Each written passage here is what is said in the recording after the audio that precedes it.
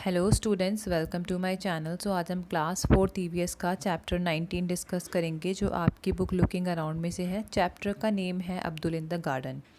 इसका first question है, why do you think the Neem tree did not fall despite the strong wind. कि आपको क्या लगता है कि नीम ट्री क्यों नहीं गिरा इतनी स्ट्रॉन्ग विंड के बाद, इतनी ज़्यादा हवाओं के चलने के बाद। आंसर है इसका, because it was deeply rooted, root support the plant body to the ground. क्योंकि जो नीम ट्री था वो बहुत डीपली रूटेड था ग्राउंड में, और जो रूट्स होती है वो प्लांट को सपोर्ट करती हैं, ठीक है, खड़े रहने में, ग्राउंड के साथ अटैच्ड रहने में। क्वेश्चन सेकंड है, on putting water in the soil where the plants are growing the dropping leaves become fresh again how. कि जब सॉइल में पानी डाला गया, प्लांट में पानी डाला गया, तो जो पत्ती सूखी थी या ड्रॉपिंग थी, मतलब डेड थी, वो क्या हो गई, वापस से फ्रेश हो गई। ऐसा क्यों हुआ? इसका आंसर है, the soil absorb water by the roots, the stem carries water to the leaves, the water replenishes the leaves and as a result the leaves turn fresh again। कि जो पानी होता है, ठीक है, रूट उसको क्या करती है, एब्जॉर्ब कर लेती है, और फिर वो एब्जॉर्ब वाटर कहाँ जाता है, स्टेम में, और स्टेम से रूट के प्लांट के अलग अलग पार्ट्स में, जिसमें से लीव्स भी हैं। जब वो पानी लीव्स को मिलता है तो लीव्स वापस से हरी भरी हो जाती है। उसके बाद क्वेश्चन नंबर थर्ड है, what do you feel do all plants need water. कि आपको क्या लगता है कि सभी प्लांट्स को वाटर की ज़रूरत होती होगी? तो इसका आंसर है, all plants need water for following purposes. कि हाँ, सभी प्लांट को वाटर की ज़रूरत होती है इन सभी पर्पसेस के लिए। पहला है for the preparation of their food, कि अपना खाना बनाने के लिए। सेकंड है to transfer the nutrient from the soil to the different part of the plant. कि जो सॉइल में से न्यूट्रिएंट होते हैं वो प्लांट के अलग अलग पार्ट में पहुँचाने के लिए, पानी से ही पहुंच पाते हैं वो। उसके बाद है to keep the plant green and fresh, plant को ग्रीन और फ्रेश रखने के लिए। सेकंड क्वेश्चन है, which of the plants around you need regular watering. कि कौन कौन से प्लांट हैं जिनको रेगुलर वाटर देने की ज़रूरत है। इसका आंसर आप लिख सकते हैं, fruit plants like mango tree, banana tree, guava tree, and flower plants like such as rose, marigold, sunflower and lily. कि जो फ्रूट के प्लांट्स हैं उनको वाटर की ज़रूरत पड़ती है रेगुलरली, और जो फ्लावर के प्लांट है उनको पड़ती है, ठीक है। तो क्योंकि ये एक्स्ट्रा प्रोड्यूस करते हैं, किसको, ये फ्रूट को प्रोड्यूस करते हैं। जो फ्रूट वाले प्लांट होते हैं वो फ्रूट को प्रोड्यूस करते हैं, जो फ्लावर वाले प्लांट होते हैं फ्लावर को प्रोड्यूस करते हैं, और इन सब एफर्ट में प्लांट को ज़्यादा पानी की, ज़्यादा न्यूट्रिएंट की ज़रूरत होती है, इसलिए हमें इनको रेगुलरली वाटर देना चाहिए। क्वेश्चन फिफ्थ है, what will happen if nobody gives water to this plant. कि क्या हो अगर कोई भी इन प्लांट्स को पानी ना दे। इसका आंसर है, if nobody gives water to these plants their leaves and other parts will get dried up and be dead. कि अगर कोई भी इन्हें पानी नहीं देता है तो इनकी जो लीव्स है वो सूख जाएंगी और ये प्लांट डेड हो जाएंगे। क्वेश्चन सिक्स्थ है, Abdul realise that he never watered the huge neem tree, where did he get its water from. He thought which of the plants around you do not need watering, where do they get water from, make to gases. कि जैसे अब्दुल ने सोचा कि मैं तो नीम के पौधे को पानी नहीं देता, नीम के पेड़ को पानी नहीं देता, फिर भी ये इतना कैसे ग्रो कर गया है। क्या आपके भी आसपास कोई ऐसे प्लांट्स हैं जिनको पानी आप रेगुलरली नहीं देते लेकिन फिर भी वो बहुत ग्रो कर रहे हैं? आपको सोचना है और लिखना है। इसका आंसर है, the roots of weak plants absorb the available water from the soil regularly, so such plants do not need water. Example of such plants include peepal, mango etcetera. कि इन प्लांट्स, जो बड़े प्लांट्स होते हैं, इनकी रूट्स होती है ना, वो जो ग्राउंड वाटर होता है, सॉइल में जो ऑलरेडी वाटर होता है उन्हें ही ऑब्जर्व करके अपने प्लांट की जो वो होती है, थ्रस्ट होती है, या कह सकते हैं वाटर की नीड होती है, उसे पूरा कर लेती हैं। इसलिए उन्हें रेगुलर वाटर की ज़रूरत नहीं होती है। जैसे कि कुछ प्लांट हैं, मैंगो और पीपल, ठीक है, ये क्या करते हैं, ये जो ग्राउंड वाटर होता है उसमें से ही पानी को सकअप कर लेते हैं, जिसकी वजह से इनको रेगुलरली वाटरिंग की ज़रूरत नहीं पड़ती है। नेक्स्ट है, Abdul wondered whether radish was a root, why did he think so. कि क्वेश्चन 7 में ये पूछा है कि अब्दुल को लगा कि रेडिश एक रूट है, उसे ऐसा क्यों लगा। इसका आंसर है, Abdul observe that radish grew under the ground like the roots of other plants and that it had to pulled out of the soil. This made him wonder whether radish was a root। कि अब्दुल ने देखा कि जो reddish होता है वो बिल्कुल ground के अंदर उगता है रूट की तरह, और इसे बाहर निकालने के लिए इसे खींचना पड़ता है। इन सब बातों से उसे लगा कि रेडिश क्या है, एक रूट है। क्वेश्चन 8 है, look at the picture below and find out which of these vegetables are root. कि पिक्चर को देखना है, ठीक है, और फाइंड आउट करना है कि इनमें से कौन सी वेजिटेबल्स रूट्स हैं। तो मैंने आंसर नीचे लिख दिया है, इनमें से रूट्स हैं radish, carrot and beetroot. ठीक है, आप सर्कल कर सकते हैं इसे अपनी बुक में। फिर क्वेश्चन 9 है, इससे ये जो ऊपर स्टेटमेंट है इस पे बेस्ड क्वेश्चन है। तो स्टेटमेंट पढ़ते हैं।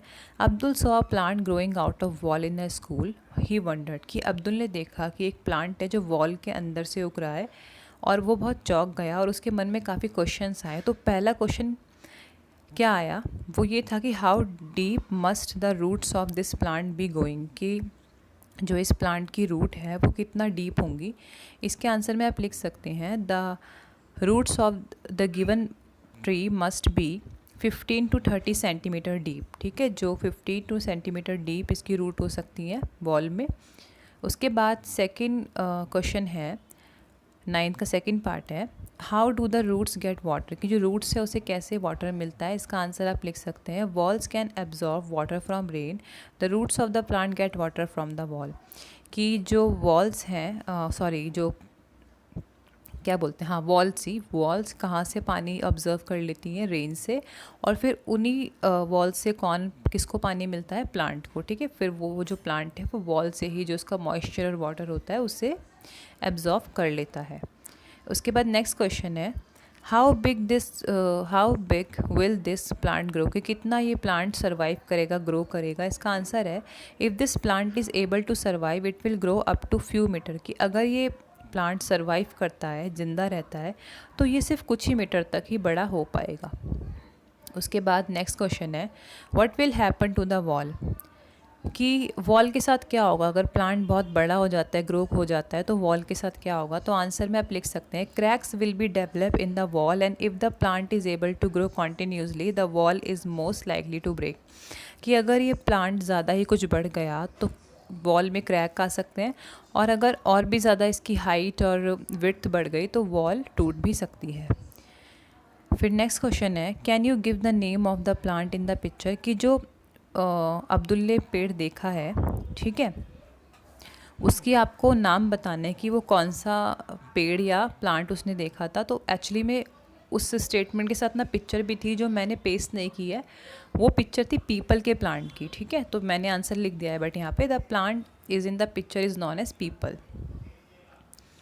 नेक्स्ट क्वेश्चन पे चलते हैं, फिर से दूसरी स्टेटमेंट है ये, Abdul saw a huge tree that had fallen on the road side, he remembered the neem tree in his courtyard, he could see some of its broken roots. कि अब्दुल ने एक बहुत बड़ा ट्री को देखा जो रोड साइड पे पड़ा हुआ था टूट के, ठीक है, फॉल था वो, एंड अब्दुल को याद आता है अपने नीम ट्री के बारे में जो उसके कॉर्टयार्ड में है। ठीक है, तो उसके मन में कौन कौन से क्वेश्चंस आए। तो क्वेश्चन 10 में देखते हैं, would someone have uprooted such a big tree और would it have fallen on its own. कि क्या उस बड़े ट्री को किसी ने अप्रूट किया, तोड़ा, या फिर वो खुद ब खुद ही गिर गया। तो इसका आंसर लिख सकते हैं आप, that the tree seems to be very old, chances are that someone must have uprooted it, however it is also possible that some very dangerous cyclone और अर्थक्वेक लेड टू दिस। कि वैसे तो tree बहुत old था, हो सकता है कि वो किसी ने अप्रूट किया हो, क्योंकि जो ओल्ड ट्री होते हैं वो इजीली अप्रूट हो जाते हैं। ठीक है, या फिर ऐसा हो सकता है कि जो साइक्लोन या अर्थक्वेक की वजह से ट्री गिर गया हो। ठीक है, अच्छा, ये जो मैंने कहा था ना ओल्ड ट्री होते हैं वो अप्रूट हो जाते हैं, डिपेंड करता है कि किस टाइप का ट्री है। अगर तो वो प्लांट डेड है, लाइक वो ट्री डेड ट्री है, तो वो इजीली अप्रूट हो जाएगा। लेकिन वो जो प्लांट है अगर वो डेड नहीं है, वो एक फ्रेश और एक हेल्दी प्लांट है, बट उसकी एज जैसे कि वो ओल्ड एज है बट हेल्दी है वो, तो वो अप्रूट नहीं होगा। ठीक है, ये डिफरेंट है थोड़ा। उसके बाद नेक्स्ट क्वेश्चन है, 10th का नेक्स्ट पार्ट है, how old would this tree be. कि आपको क्या लगता है कि ओल्ड कितना ओल्ड होगा ये ट्री।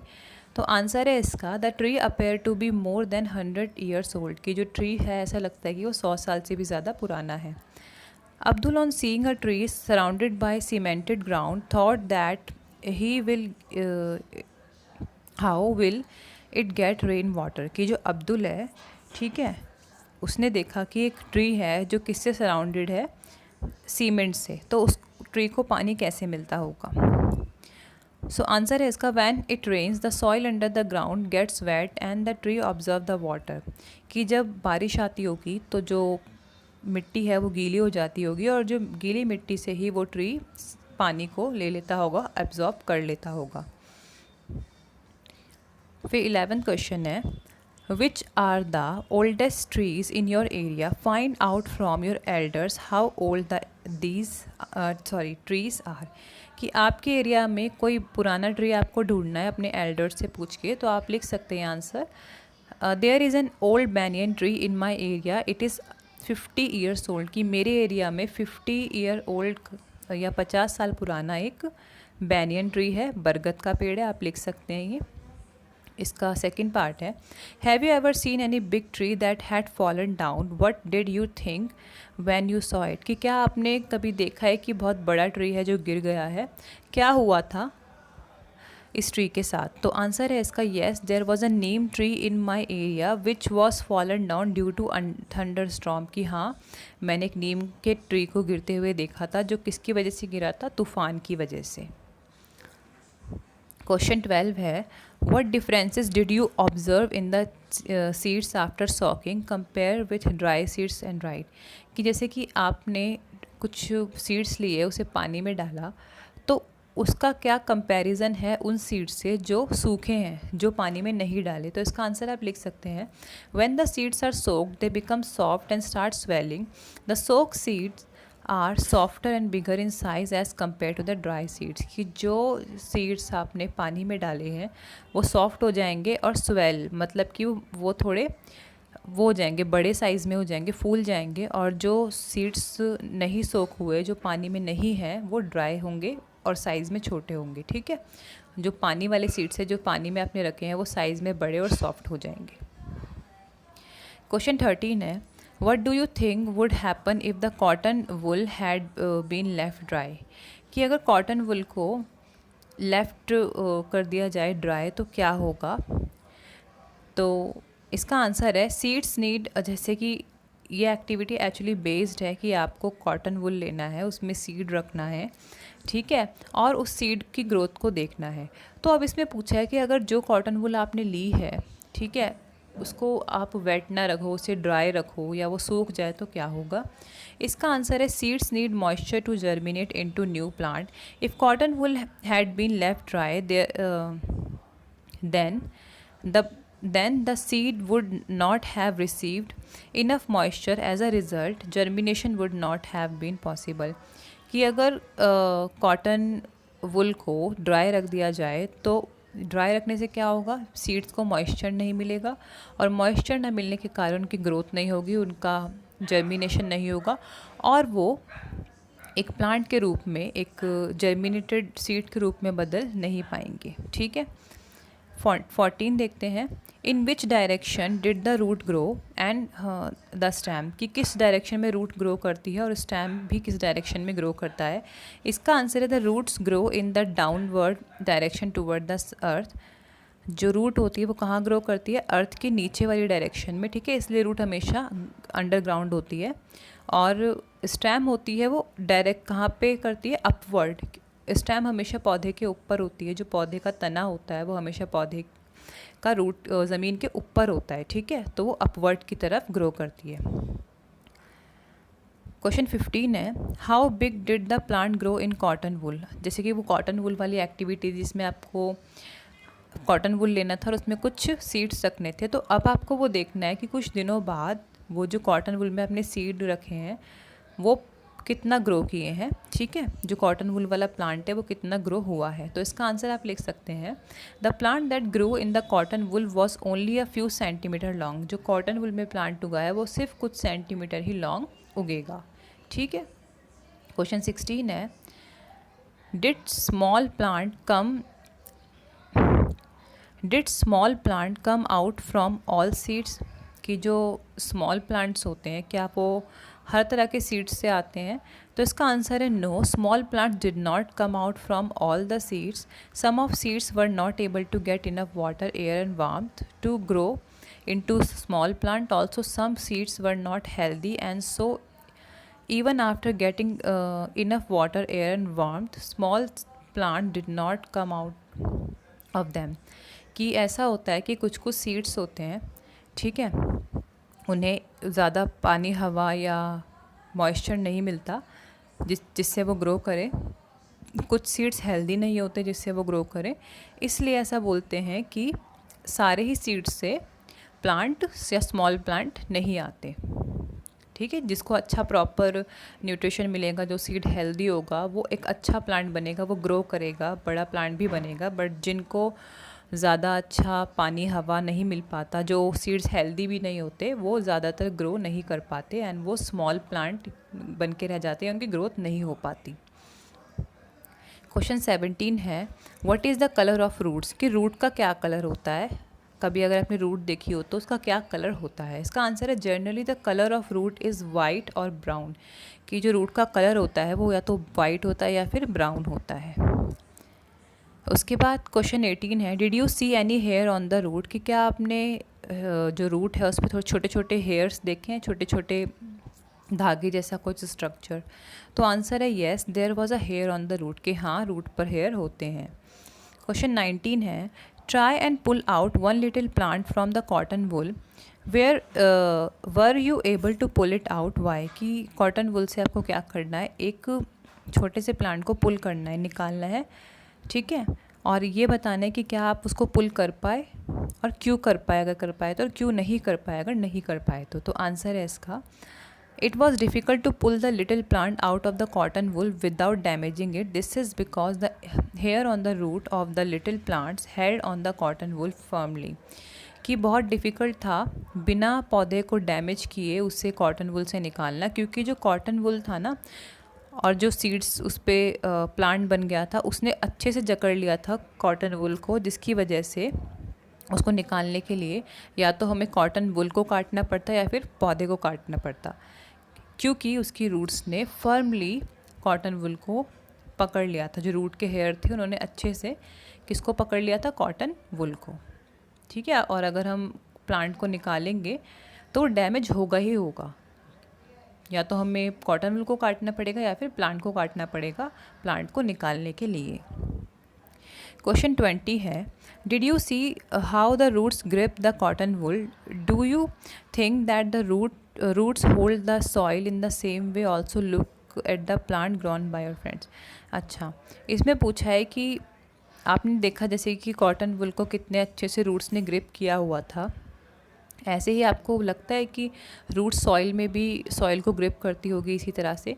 तो इसका आंसर आप लिख सकते हैं yes, the roots grip the cotton wool, the roots hold the soil more firmly because the soil is more compact than the cotton wool. कि जैसे रूट्स ने कॉटन वुल को ग्रिप किया था, जकड़े हुआ था, उससे भी ज़्यादा मजबूती के साथ जो पौधा या पेड़ होता है हमारा, वो सॉइल को जकड़ के रखता है, क्योंकि सॉइल हार्ड होती है कॉटन वुल से और उसको ज़्यादा जकड़ने की ज़रूरत है, ठीक है। और प्रोसेस सेम ही होता है, जैसे कि पौधा जैसे कॉटन वुल को जकड़े रखता है, उस पर ग्रिप बनाए रखता है, सेम ऐसे ही एक पौधा मिट्टी पर अपनी जकड़ बनाए रखता है, ग्रिप बनाए रखता है। क्वेश्चन 21 है, has your height increase? How much taller have you grown in last 1 year? तो आपको अपनी हाइट को कंपेयर करना है पिछले साल से, तो आप लिख सकते हैं yes, my height increased 1 inch in 1 year. कि मेरी हाइट एक साल में कितना बढ़ गई पिछले साल के मुकाबले 1 इंच।